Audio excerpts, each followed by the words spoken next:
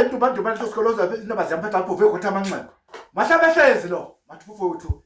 Umahlaba ehlezi kanti beka udaba kethi uqhubeka nalo.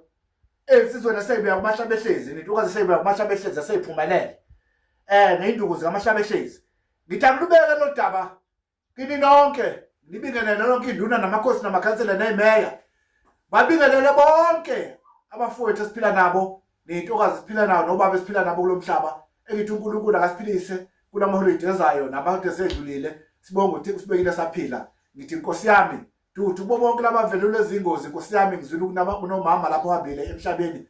Lokho ngiphethe kabuhlungu emoyeni wami ngoba intokazi bengilandela kakhulu bengilalela futhi kakhulu wonke umsebenzi wakwaManala. Ngithi dudu mndeni wakwaManala.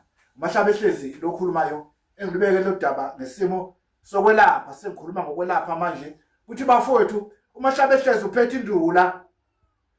Kwagaya umuthi la. Kwagaya umuthi.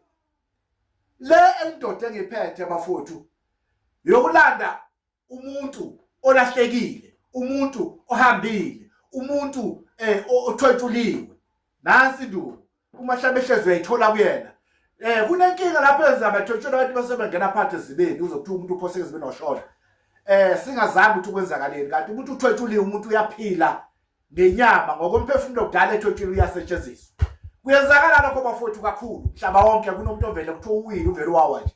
Kanti lo muntu uthwetshuliwe. Nansi nduku yokumlanda lo muntu uyamfihla nje, uyathi umfihla nje, ufihla inyama yakhe leyo, kodwa sesimbuyisile. Umahlaba ehlezi yanqoba lokho. Uphinde futhi yelaphi yaphilisa